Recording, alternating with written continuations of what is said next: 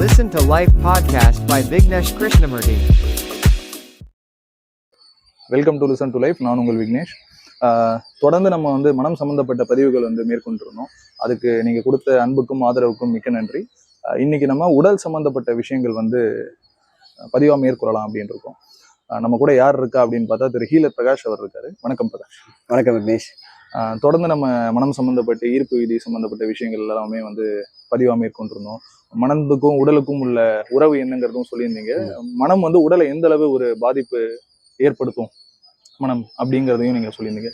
இன்னைக்கு நான் என்ன பேசணும் அப்படின்னு விருப்பப்படுறேன் அப்படின்னா, உடல் சம்பந்தப்பட்ட ஒரு விஷயத்த பத்தி பேசணும் அப்படின்னு. இப்போ நீங்க ஒரு அக்குபஞ்சர் மருத்துவரா உங்களோட பார்வையில ஒரு உடல்ல நோய் அப்படின்னா என்ன? இதுக்கு முந்தைய பதிவுகள்லாம் நிறைய மனசை பத்தின கருத்துக்கள் நம்ம நிறைய பேசியிருக்கோம் இல்லையா? அது எல்லாமே எனக்கு மனநிறைவு கொடுத்துச்சு. அந்த எனக்குள்ள இருக்கக்கூடிய அந்த கருத்துக்களை வெளியில கொண்டு வந்ததுக்கு உங்களுக்கு ஒரு பெரிய விஷயம், அதுக்குன்னு ஒரு திறன் வேணும் இல்லைங்களா? அதுக்கு முதல்ல உங்களுக்கு ஒரு மனமார்ந்த ஒரு நன்றி. இந்த விஷயங்கள் எல்லாத்தையும் பதிவு பண்ணி மக்கள் கிட்ட கொண்டு போய் சேர்க்கிற ஒரு பர்சன் அங்க இருக்கிறாரு.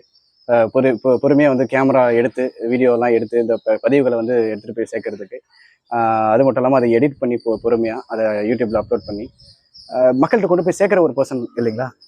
இது எல்லாத்தையும் விட இதை பார்த்து இந்த கருத்துக்களை உள்வாங்கி அவங்க வாழ்க்கையில அவங்க அடுத்த நிலைக்கு போகணும் அப்படின்ற ஒரு விருப்பம் நமக்கு இருக்குது. அப்ப அதுக்கு இந்த வீடியோவை பாக்குறாங்க இல்லைங்களா, இந்த கருத்துக்களை உள்வாங்குறாங்கல்ல, அவங்களுக்கும் ஒரு மிகப்பெரிய ஒரு நன்றி.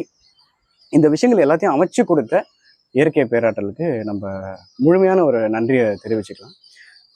இப்போ மனசை பத்தி நம்ம ஒரு சில விஷயங்களை நம்ம போன பதிவுகளை நம்ம பேசணும். மனசு எந்த அளவுக்கு பவர்ஃபுல், எந்த அளவுக்கு அது இம்பாக்டும் பண்ணுது, மனமே சாபமாகவும் அமையுது, மனமே வரமாகவும் அமையுது அப்படின்னு சொல்லிட்டு நம்ம பார்த்தோம். இப்போ மனம் அப்படின்றது நம்ம உடல் கண்ணுக்கு தெரியுது, மனம் கண்ணுக்கு தெரியல. மனசை நம்ம சிம்பிளா சொல்லணும் அப்படின்னா, மனம் அப்படின்றது கண்ணுக்கு தெரியாத ஒரு உடல். உடல் அப்படின்றது கண்ணுக்கு தெரிஞ்ச மனம். இது ரெண்டுமே பின்னி பிணைஞ்ச ஒரு விஷயம். உடல்ல மனசு எங்க இருக்குதுன்னு சொல்லிட்டு நம்ம யாராச்சும் கேட்டோம் அப்படின்னா, என்னோட புரிதல் படி மனசு ஒவ்வொரு செல்கள்லயும் இருக்கு. ஒவ்வொரு செல்களுக்கும் ஒரு அறிவும் இருக்குது, ஒரு மனமும் இருக்குது. ரைட்டுங்களா? ஸோ நீங்க நல்ல உணர்வு நீங்க எடுத்துட்டு வந்தீங்க, ஒரு நல்ல மகிழ்ச்சியான ஒரு உணர்ச்சியோ இல்லை இன்பமான ஒரு உணர்ச்சி, பரவச நிலை அப்படின்ற மாதிரி ஏதாச்சும் ஒரு உணர்ச்சியை எடுத்துட்டு வந்தீங்க அப்படின்னா, அது உங்களோட ஒட்டுமொத்த உடலையுமே பிரதிபலிக்கிறது நம்மளால கண் கூட பார்க்க முடியும். இது மட்டும் இல்லாம முந்தைய பதிவுல உயிர் தான் உடல் எடுத்து வருதுன்னு சொல்லிட்டு நம்ம பார்த்தோம். உடல்ல ஏற்படக்கூடிய எந்த தொந்தரவுகளா இருந்தாலும் சரி, மனசுல ஏற்படக்கூடிய எந்த தொந்தரவுகளா இருந்தாலும் சரி, அந்த உயிர் எதுக்காக வந்திருக்குதோ அந்த வேலையை செய்யல, அந்த வழியை விட்டு வேற ஒரு வழியில பாதையில போயிட்டு இருக்குதுன்றதுக்கான அறிவிப்பு பலகை தான் மனசுல இருக்கக்கூடிய பிரச்சனைகளும் உடல்ல இருக்கக்கூடிய பிரச்சனைகளும் சொல்லிட்டு நம்ம ஃபர்ஸ்ட் பதிவுல நம்ம பார்த்தோம் இல்லைங்களா? அதுல மனசை பத்தி ஒரு சில விஷயங்களை நம்ம போன பதிவுகளை நம்ம பார்த்தோம். இந்த பதிவுல உடலை பத்தி நம்ம முழுசா பார்த்துக்கலாம். உடல் நோய்கள் ஏன் வருது, உண்மையாவே நோய்னா என்ன, உண்மையாவே நோய் நம்மள கொல்றதுக்கு வருதா இல்லை நமக்கு ஏதோ ஒரு விஷயத்த அறிவிக்கிறதுக்காக வருதா? இந்த கேள்விக்கான பதில தான் எல்லா நோய்களுக்குமான சாவி, தீர்வு அமைஞ்சிருக்குது. இந்த பூமியில மனிதர்களாகிய நமக்கு கிட்டத்தட்ட பல விதமான பல ஆயிரக்கணக்கான நோய்கள், கிட்டத்தட்ட ஒரு 4400 சில்லற நோய்களுக்கு மேல இருக்குது. ரைட்டுங்களா? அந்த எல்லா நோய்களையுமே ஒரு 2 விதமா நம்ம பிரிச்சுக்கலாம். ஒரு விதங்கள் உள்ள இருந்து வெளிப்படுற நோய்கள் அப்படின்ற மாதிரி வச்சுக்கலாம், இன்னொன்னு வெளியில இருந்து வரக்கூடிய நோய்கள் அப்படின்ற மாதிரி வச்சுக்கலாம். இப்போ இந்த வெளியில இருந்து வரக்கூடிய நோய்கள் அப்படின்றது நான் எக்ஸ்டர்னல் இன்ஜுரியை மட்டும் தான் சொல்றேன். திடீர்னு ஒரு எலும்பு முறிவாயிடுச்சு, யாரோ ஒருத்தர் கத்தி எடுத்து குத்திடுறாங்க, இல்ல புல்லட் காயம் ஏதோ ஆயிருக்கு, இதெல்லாம் எக்ஸ்டர்னல் இன்ஜுரி அப்படின்ற மாதிரி வச்சுக்கலாம். இந்த வைரஸ் பாக்டீரியா அப்படின்ற மாதிரி எல்லாம் உள்ள வருது இல்லையா, அதை நான் எக்ஸ்டர்னலா நான் அதை எடுத்துக்கல.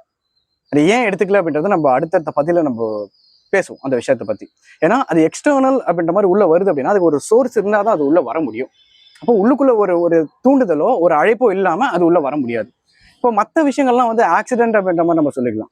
முறிவு, இந்த மாதிரி எக்ஸ்டர்னலா கீழே விழுந்துடுறோம், அடிபட்டுச்சு, அந்த மாதிரி ஏதாவது ஒன்று சிராய்ப்பாயிடுது, ஏதோ துண்டிக்கப்படுது, இந்த மாதிரியான விஷயங்கள்லாம் எக்ஸ்டர்னல் அப்படின்ற மாதிரி. இந்த எக்ஸ்டர்னலான விஷயங்களுக்கு எல்லாத்துக்குமே நம்மளோட அணுகுமுறை வேற. அதுக்கு நம்ம சொல்ல போற விஷயங்கள் பொருந்தாது. அதை விலக்கி வச்சிடணும். இப்ப நோய் அப்படின்ற ஒரு கருத்துக்குள்ள நம்ம ஆழத்துல இருந்து பேசக்கூடிய விஷயம் உள்ள இருந்து வரக்கூடிய நோய்கள் தான். இப்போ ஆரம்பத்துல ஒரு கார் டிரைவரை வச்சு நம்ம வந்து இந்த எக்ஸாம்பிள் நம்ம பார்த்தோம். ஒருத்தர் வந்து கார் டிரைவர் வந்து போட்டுட்டு நம்ம வந்து ஒரு இடத்துல இருந்து இன்னொரு இடத்துக்கு போறோம். ஆனா அவர் அந்த இடத்துக்கு போகாம வேற ஒரு இடத்துக்கு நம்மளை கூட்டிட்டு போகும்போது அவர்கிட்ட நம்ம அதை இன்டிமேட் பண்றோம். நீங்க தவறான வழியில போயிட்டு இருக்கிறீங்க, நான் போக வேண்டிய பாதை இது இல்லைன்னு சொல்லிட்டு அவர்கிட்ட சொல்றீங்க. அவரு கேட்கல அப்படின்னும் போது அவரை தொட்டு வந்து சொல்றீங்க, என்ன ஏன் இந்த ரூட்ல போறீங்க, தப்பா போயிட்டு இருக்கிறீங்கன்னு சொல்லிட்டு கொஞ்சம் கொஞ்சமா அந்த தொடுதல் அப்படின்றது அடியா மாறுது.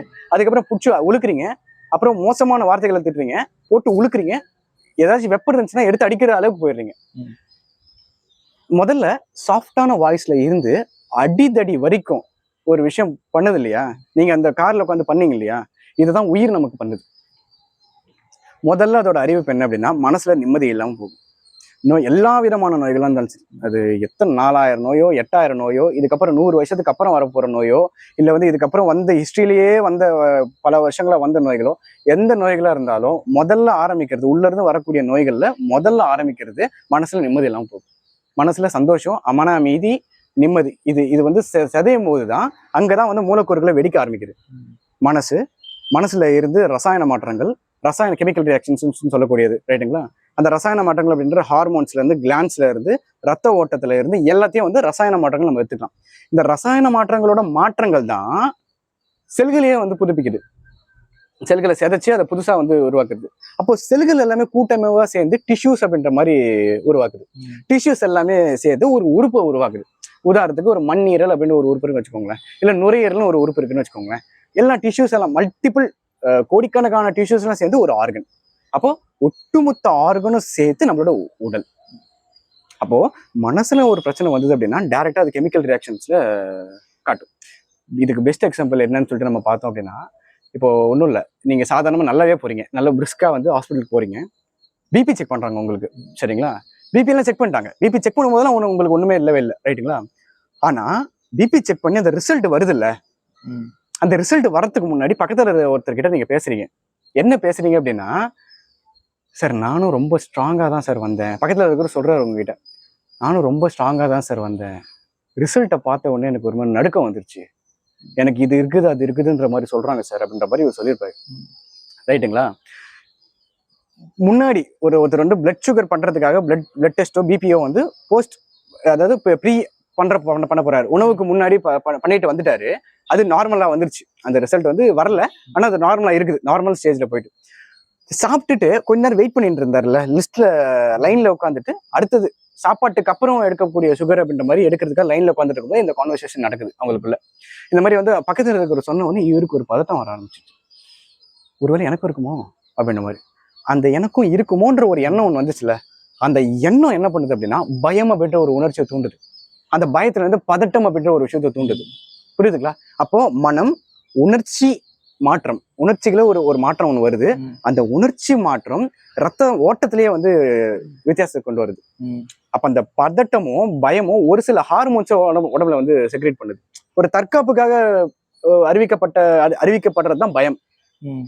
இதை வந்து பயம் அப்படின்ற மாதிரி எடுத்துக்கலாம், எச்சரிக்கை உணர்ச்சி அப்படின்ற மாதிரி எடுத்துக்கலாம். நம்ம மனிதர்களை பொறுத்த வரைக்கும் பிரச்சனை வர்றது பயம் அப்படின்ற ஃபியர் அப்படின்ற ஒரு விஷயத்துலதான்.